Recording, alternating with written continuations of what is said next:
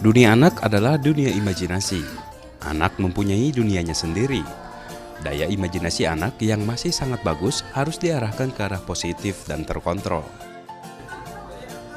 Dongeng merupakan salah satu cara terbaik mengarahkan mereka ke arah yang lebih baik. Dongeng adalah sebuah karya sastra cerita asal mula, kejadian, legenda, mitos suatu tempat. Seiring perkembangan zaman, dongeng tidak hanya menceritakan asal-usul tempat atau kejadian dan mitos saja, tetapi bisa berupa cerita fiksi seperti menceritakan kegiatan sehari-hari. Dulu, mendongeng dilakukan orang tua untuk mengisahkan sebuah cerita kepada anak-anaknya. Namun kini dongeng sudah mulai memasuki kurikulum pendidikan sebagai salah satu mata pelajaran, khususnya bagi taman kanak-kanak atau TK. Seperti di salah satu taman kanak-kanak di kota Bandung, Picu Pacu. Berkonsep sebagai rumah kreatif atau kreativitas anak dengan wadah untuk menuangkan sebuah aktivitas yang memicu dan memacu kreativitas anak. Sistem pembelajaran yang diberikan oleh para guru tidak terlepas untuk memfasilitasi anak agar meningkatkan kreativitas. Selain untuk melatih sistem motorik anak sejak dini, Picu Pacu juga sering melakukan berbagai macam kegiatan, salah satunya melalui media mendongeng atau storytelling. Cerita yang diberikan berupa cerita ringan dari kehidupan sehari-hari, agar anak lebih mudah memahami dan mengerti inti dari cerita tersebut. Nilai moral berupa sopan santun, saling membantu, kejujuran, keberanian, dan bertanggung jawab selalu ada di setiap bagian cerita di dalamnya.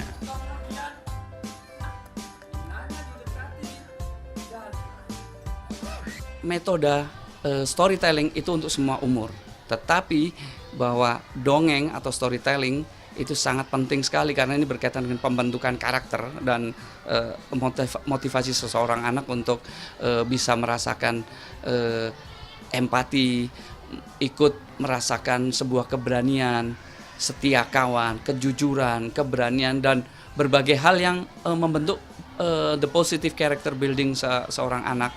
Itu sangat bagus dibentuk melalui metode dongeng. Kegiatan mendongeng bukan hanya dilakukan di sekolah saja. Mendongeng juga bisa dilakukan oleh orang tua di rumah masing-masing.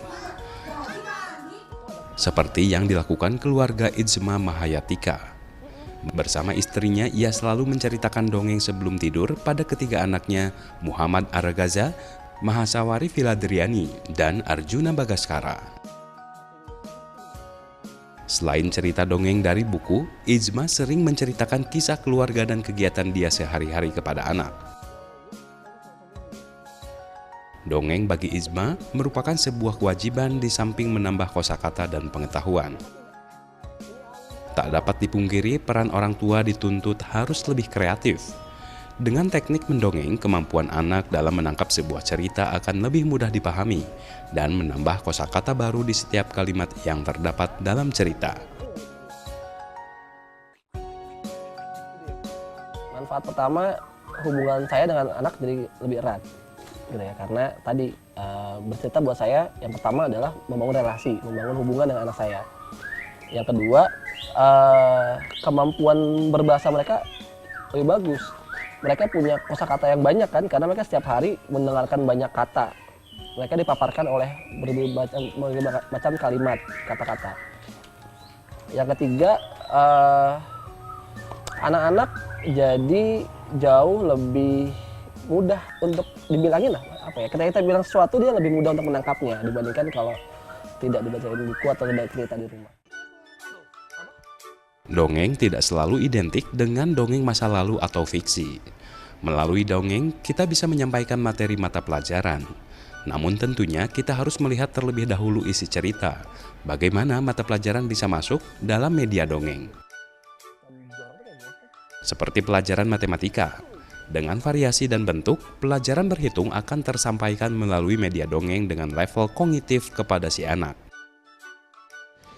Dongeng ini kan sebagai salah satu bentuk penyampaian nilai-nilai moral atau aturan yang berlaku di masyarakat dalam bentuk cerita yang lebih menyenangkan. Jadi kenapa hal itu bisa memperkaya wawasan anak dan juga lebih mudah dipahami anak, karena memang bentuknya adalah cerita yang kalau bisa dikemas dengan bahasa dan tokoh-tokoh yang membuat anak itu jadi tertarik. Mendongeng bermanfaat bagi anak untuk jangka pendek dan jangka panjang. Penyampaian ekspresi wajah dalam mendongeng akan membuat anak memahami wajah sedih, gelisah, marah, dan menangis. Tingkat emosional terhadap anak akan membuat anak-anak mengetahui situasi lingkungan tempat tinggalnya. Kedekatan antara orang tua dan anak akan lebih terasa. Begitu pula kedekatan antara guru dan murid, sehingga guru akan mudah memahami karakter anak didiknya. Berpikir yang memang banyak yang bisa dikembangkan lewat dongeng ini adalah kemampuan bernalar secara verbal. Nah, jadi kalau memang si anak ini mau kita latih kemampuan verbalnya, orang tua dalam tanda kutip ketika menyampaikan cerita harus bisa menyimpulkan nanti di akhir cerita. Jadi disesuaikan dengan tingkat usia dan kemampuan kognitif tadi. Dengan menyampaikan kesimpulan, meresume tadi kata-kata atau kejadian apa aja pada anak itu, si anak jadi paham. Lalu sebaliknya nanti si anak bisa diminta untuk menceritakan kembali. Nah, disitulah yang tadi katanya pola pikir. Nah, pola pikir tadi berkembang dengan proses pengembangan kemampuan bernalar secara verbal atau secara bahasa. Dongeng kini bukan sekedar cerita non-fiksi. Lebih dari itu, fiksi pun bisa menjadi dongeng untuk diceritakan. Pengetahuan, imajinasi, ekspresi, dan kreativitas menjadi hal utama seseorang dalam mendongeng, serta penyampaian cerita dalam bahasa yang mudah dipahami anak-anak. Wulansari Pandini, Chandra Kurnia melaporkan untuk NET.